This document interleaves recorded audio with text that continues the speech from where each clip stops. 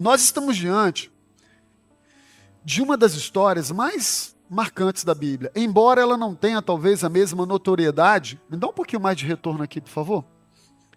A mesma notoriedade que outras personagens da Bíblia possuem.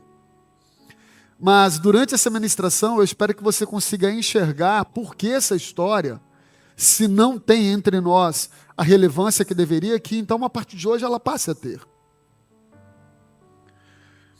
Porque existem momentos, pastor Wagner, na Bíblia, recortes tão importantes, tão relevantes, mas por conta da duração da narrativa ou da pouca citação, nós, os cristãos, damos pouca ênfase àquilo. Por exemplo, a história de Jabes, que é uma história linda, de uma atitude linda, que deveria ser imitada por nós, deveria ser exaltada por nós, no sentido de trazer essa história à luz das Escrituras. E às vezes a gente se concentra mais na história dos patriarcas, dos reis, dos profetas, e claro, e deve ser assim, sobretudo, na história e na narrativa da vida de Jesus Cristo. Mas hoje eu queria que nós pensássemos sobre isso. Ver além do que a vista alcança. Porque Simeão é um homem idoso, piedoso, reto, justo e cheio do Espírito Santo de Deus. E este homem, em poucas palavras, em uma pequena narrativa, ele traz à luz a mim e a você sobre algo que nós devemos viver hoje e durante toda a nossa jornada. Que é essa capacidade de enxergar para além do que está posto, enxergar além da naturalidade, enxergar para além da realidade que nos circunda, que nos rodeia, que nos cerca. Notem uma coisa, eu vou refazer aqui um pouquinho o contexto.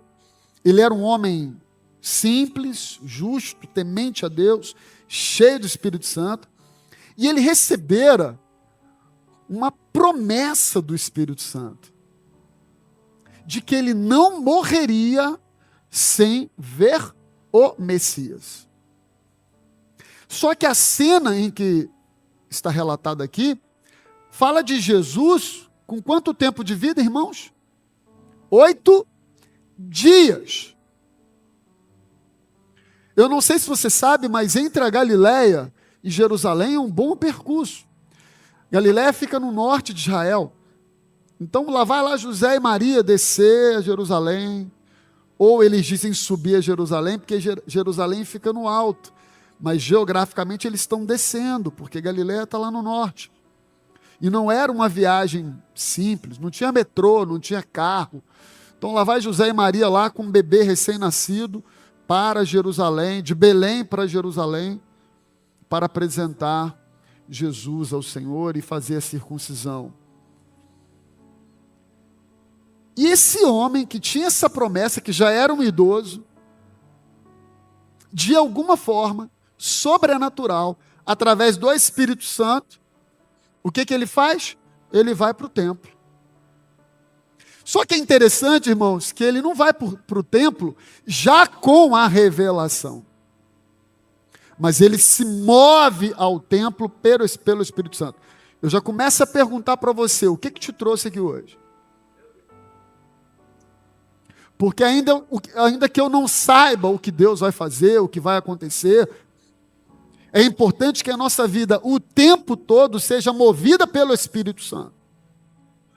Porque cada vez que eu me movo pela minha vontade, pela minha própria racionalidade, pelas minhas próprias maneiras de pensar a minha existência, a tendência é que eu me perca. Mas esse homem foi movido pelo Espírito Santo ao templo. E chegando ao templo, está diante de uma cena comum em Jerusalém. Uma cena comum naquele lugar. Imagino eu, e aqui é só conjectura, a Bíblia não está falando disso, que talvez nem fosse só Jesus ali. Porque quantas crianças não devem ter nascido no mesmo dia que Jesus, e que, portanto, como membros de uma cultura judaica, também estavam ali para quê? Sacrificar e circuncidar aquela criança. Tudo bem ou não? Quando os nossos filhos nasceram, a gente foi ao cartório. Só estava você lá no cartório? Não, tem um monte de pai ali bobão, né? Um mais bobão que o outro, dando o nome ali para os filhos, registrando os filhos. Hoje, inclusive, a gente já faz isso na própria maternidade, né? A maioria das maternidades já tem ali uma base do cartório, e aí facilita a nossa vida. Já desce, vai lá, registra, já volta para o quarto com a certidão. E aí a esposa mandou botar o nome de João, o cara botou o nome de Gael, né? E enfim, eu queria colocar o nome do Gael de Orlando, que era o nome do meu pai. Vocês estão rindo por quê? Ué, tá criticando o nome do meu pai? Aí a Kézia, não, nome de velho? Eu falei, mas uma hora ele vai crescer. Orlandinho. Mas dizem, o pessoal lá de casa diz que glórias a Deus, eu não consegui botar Orlando, então ficou Gael. Mas voltando aqui à vida de Simeão, há algo profundo na vida desse homem.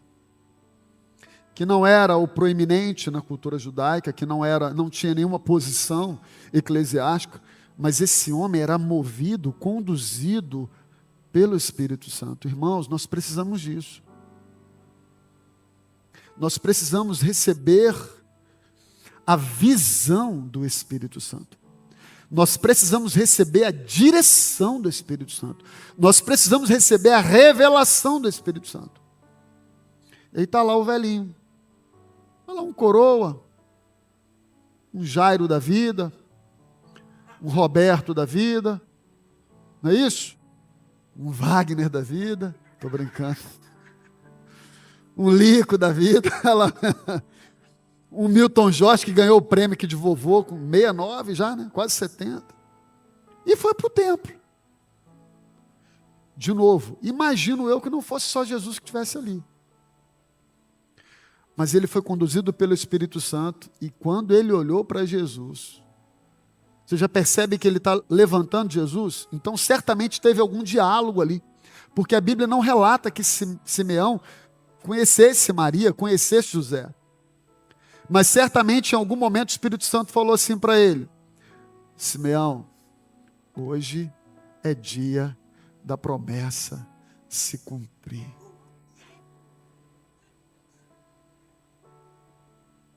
Quantos domingos a gente vem para cá? Quantos cultos nós já celebramos nessa vida?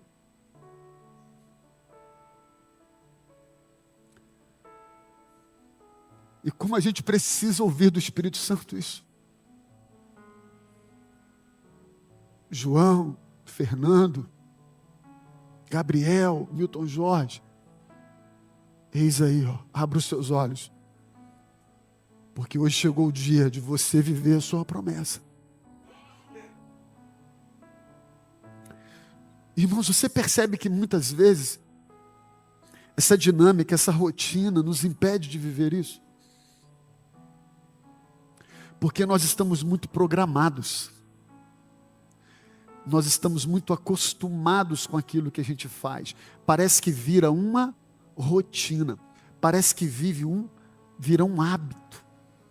A gente vem, senta, abraça o irmão, canta, escuta alguém pregar, volta, vai para casa. Glória a Deus, existe uma rotina, existe uma dinâmica.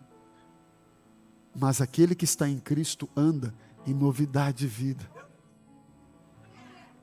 Então, em cada culto, em cada celebração, nós precisamos acreditar que Deus, através do seu Espírito Santo, pode nos revelar coisas grandes e firmes que nós não conhecemos.